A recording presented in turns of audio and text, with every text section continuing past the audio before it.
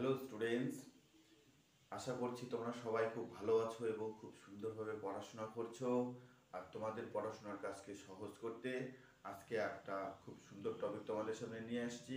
পড়াশোনার সাথে সাথে এই ভিডিওটিকে যদি একবার দেখে নাও তাহলে তোমাদের আরও বেশি মনে বিশ্বাস বাড়বে এবং পরীক্ষা খুব সুন্দর হবে। তো চলো দেখে নেই আজকে কি আছে আজকে আলোচনায়। আজকে আমি এমসিকিউ কোশ্চেন নিয়ে আসছি প্রথম নম্বর অধ্যায় শিখন চ্যাপ্টার থেকে। এখানে প্রথম যেটা প্রশ্ন কি, যে থার্স্টনের মানসিক ক্ষমতার তত্ত্বের নাম। থার্স্টন যে মানসিক ক্ষমতা সংক্রান্ত তত্ত্বটির কথা বলেছিলেন সেই তত্ত্বটির নাম কি? এখানে এক কথায় উত্তর হবে কি, বহু উপাদান তত্ত্ব। আমরা জানি আমাদের যে শিখন চ্যাপ্টারের যে দুটা তত্ত্ব আছে, একটা হচ্ছে স্পিয়ারম্যানের দ্বি উপাদান তত্ত্ব আর একটা থার্স্টনের বহু উপাদান তত্ত্ব। তাহলে এই প্রশ্নটা এইভাবে আসে।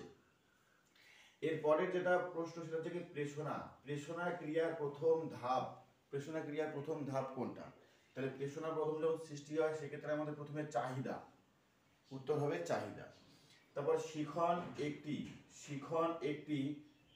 একটি কেমন ধরনের প্রক্রিয়া? এখন তোমরা এই প্রক্রিয়াটাকে তোমরা যে কোনোভাবে লিখতে পারো। তো এখানে হচ্ছে কি, যেমন যে অর্জিত প্রক্রিয়া। যে তারপর পরে প্রশ্ন কি, স্পিয়ারম্যান কত খ্রিস্টাব্দে দ্বিউপাদান তত্ত্ব প্রকাশ করেন? উত্তর হবে 1904 খ্রিস্টাব্দ।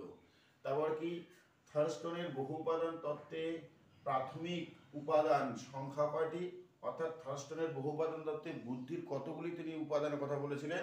উত্তর হবে 7টি। স্পিয়ারম্যানের মতে সহগতি কত প্রকার? তো তিনি 3 প্রকার সহগতির কথা বলেছিলেন।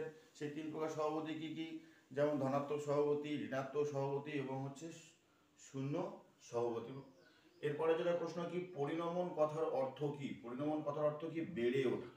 অর্থাৎ দৈহিকের বিভিন্ন অঙ্গ প্রত্যঙ্গের দিক দিয়ে বেড়ে ওঠা। প্রত্যাবিজ্ঞা কথার অর্থ কি? চেনা। উদ্দীপক ও প্রতিক্রিয়ার মধ্যে সঠিক সম্পর্ক স্থাপনই হলো, এটাকে কি বলছে? শিখন।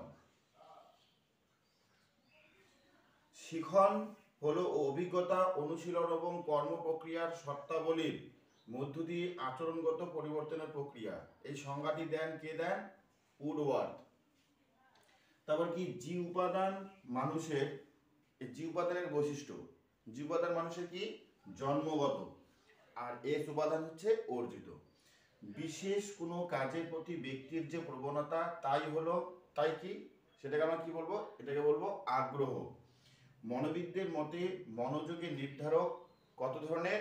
3 ধরনের। আমরা জানি একটা বস্তুগত নির্ধারক, একটা ব্যক্তিগত নির্ধারক এবং একটা হচ্ছে দৈহিক নির্ধারক।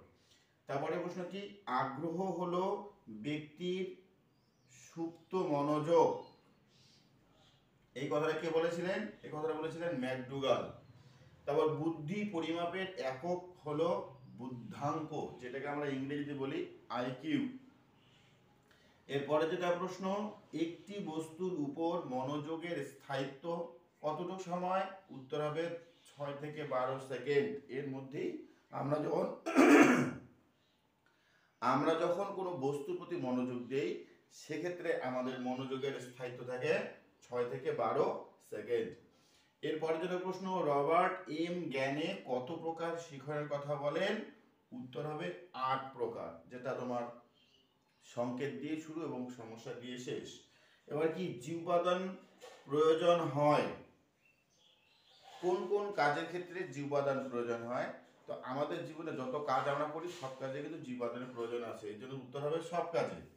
এরপরে যেটা প্রশ্ন কি, চিন্তা জগতের কোনো বিষয়কে সুস্পষ্টভাবে মনের সামনে নিয়ে আসার প্রক্রিয়াকে বলে মনোযোগ। তাহলে মনোযোগ কাকে বলে আমরা এটা বলতে পারবো। এরপরের প্রশ্ন, শিখন একটি কি? এটাও শিখনের একটা বৈশিষ্ট্য, ড্যাশ প্রক্রিয়া। এই ড্যাশের স্থানে কি হবে? 4টা অপশন দেওয়া থাকবে। তো সঠিক উত্তর কি হবে? কৃত্রিম। আমরা যদি শিখনের বৈশিষ্ট্যগুলো যদি মনে রাখতে পারি তাহলে এই উত্তরটা আমরা দিতে পারবো। তারপর কি, অতীত অভিজ্ঞতা ও ড্যাশের সাহায্যে আচরণ পরিবর্তিত হয়। এখানে দেখো এই প্রশিক্ষণ হবে উত্তর, অর্থাৎ অতীত অভিজ্ঞতা ও প্রশিক্ষণের সাহায্যে আচরণ পরিবর্তিত হয়। পরের প্রশ্ন, মনোযোগের একটি বস্তুগত নির্ধারক হলো। দেখো এই ধরনের প্রশ্ন কিন্তু হয় যে মনোযোগের বস্তুগত নির্ধারক কি? অনেকগুলো বস্তুগত নির্ধারক তোমরা পড়েছো। যে কোনো একটা বস্তুগত নির্ধারক যেটা আমাদের অপশনে পাবো, এটা যেমন নতুনত্ব লেখা আছে। এরপরের প্রশ্ন কি, অতীত অভিজ্ঞতা ও প্রশিক্ষণের সাহায্যে আচরণ পরিবর্তনের প্রক্রিয়াকে বলে শিখন। এই কথাটা কে বলেছিলেন? এই কথাটা বলেছিলেন ম্যাকগিয়ক। পেশনার 4টি পর্যায়, আমরা জানি পেশনার 4টা পর্যায়, সেই 4টা পর্যায় কি কি, সেগুলো কিন্তু ধারাবাহিকভাবে আসতে পারে, যেমন চাহিদা, তাড়না, আচরণ ও উদ্দেশ্য পূরণ, এগুলো কিন্তু উলট পালট করে দিতে পারে।